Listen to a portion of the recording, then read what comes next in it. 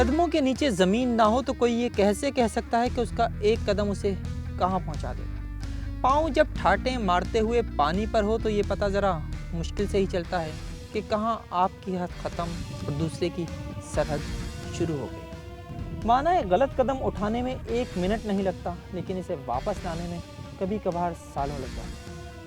आइए आपको बताते हैं कि खुले समंदर में वो कौन से मुकामात हैं जहां पाकिस्तान और भारत के माहीगीर एक एक मछली फूंक फूंक कर पकड़ते हैं।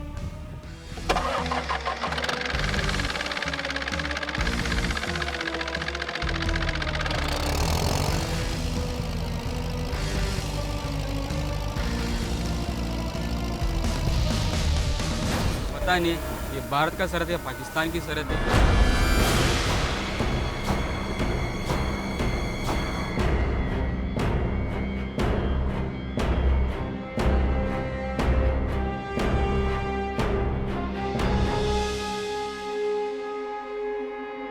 ये सारे माहीगीर वो हैं जो गहरे नीले पानियों में 1050 किलोमीटर से जरा आगे निकल गए।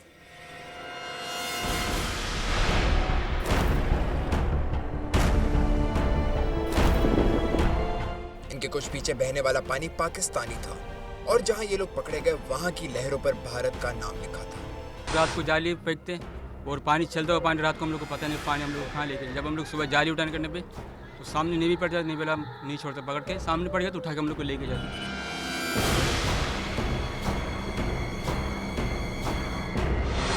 सिंध का साहिली इलाका 350 किलोमीटर और 17 बड़ी क्रीक्स पर मुश्तमिल है।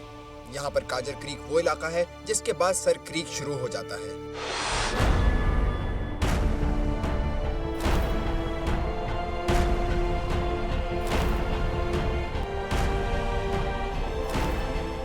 कई बार ऐसा भी होता है कि भारतीय सिक्योरिटी फोर्स बैनुल-अक़वामी बहरी क़वानीन की खुली खिलाफ वर्जी करते हुए पाकिस्तानी माहीगीरों को पाकिस्तान की ही समुद्री हुदूद से गिरफ्तार कर लेती है।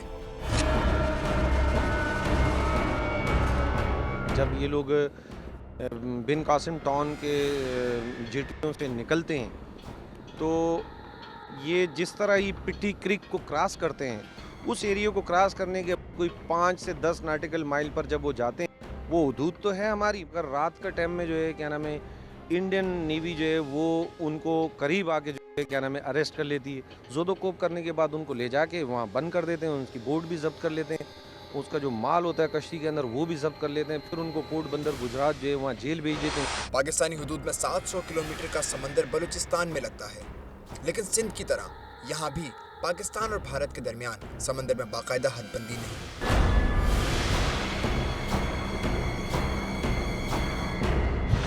हर साल सैकड़ों माहीगीरों की पाकिस्तानी और भारतीय सिक्योरिटी एहलकारों के हाथों गिरफ्तारी की वजह भी यही है।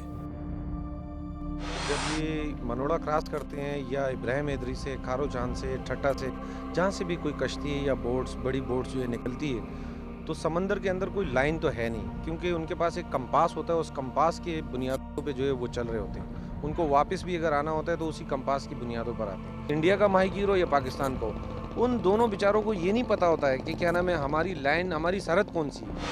बाद में पाक भारत ताल्लुकात के अच्छे होने के इंतजार में इन लोगों के कई साल जेलों में गुजर जाते हैं। बाज माहीगीर ज्यादा मछलियों की लालच में जानते बूझते समुद्री हुदूद की खिलाफ वर्जी भी कर जाते हैं। और मुबैना तौर पर कई बार ऐसा भी हुआ है कि दोनों मुल्कों के एहलकार गिरफ्तार माहीगीरों की तादाद बराबर करने के लिए भी एक दूसरे के माहीगीर पकड़ लेते हैं ताकि दूसरा मुल्क मुज़ाकरात की मेज पर आ जाए। भारत से गिरफ्तार कई पाकिस्तानी माहीगीर अदालतों से सुनाई गई सजाएं भी पूरी कर चुके हैं, मगर फिर भी उन्हें रिहाई उस वक्त मिलेगी जब दोनों मुल्कों के माहीगीर कैदियों का तबादला होगा।